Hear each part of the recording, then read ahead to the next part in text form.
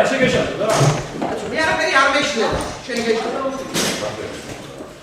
რაღაცა სიტყვას არ ვიცი და მე რას ვთქოს ვერ გავიგე. დეპუტატ მედია ვასაძის გაღიზიანება დღეს აჭარის უმაღლეს საბჭოში საზოგადოებრივი მაუწყებლის სამეურვეო საბჭოს წევრობის ერთ-ერთი კანდიდატის გენო გელაძის გამოჩენამ და მის მიერ გუშინდელ სხდომაზე მიღებული დადგენილების მოთხოვნამ გამოიწვია. მოჭირდება საჯაროების მიმართეთ იმას არის ბატონოში საჯარო სასამართლო.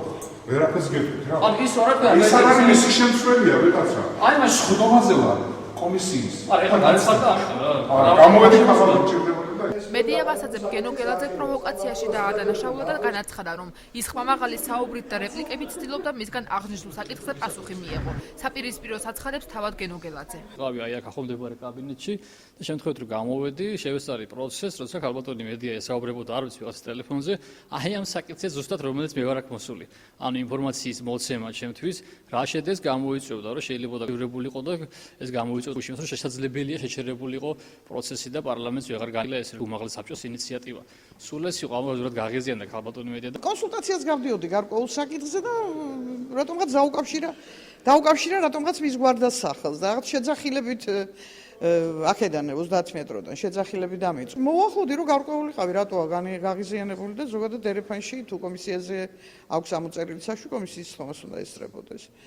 და გამოავლინა გარკვეული აგრესია იმასთან დაკავშირებით, რომ თურმე ითხოვს გუშინდელ დადგენილებას. დეპუტატების საჯარო ინფორმაციის გაცემის გაჭიანურების და ვებგვერდზე მისი გამოქვეყნების შეფერხების მიზეზად პასუხისმგებელი პირი სამსახურში არ ყოფნას ასახელებენ. რამდენიმე საათიანი ლოდინის შემდეგ აღმოჩნდა, რომ უწყებაში დადგენილების გამცემი არავინ იყო. იურისტის თქმით, ეს იყო საჯარო ინფორმაცია, რომლის გაცემა პრობლემა არ უნდა გამხდარიყო.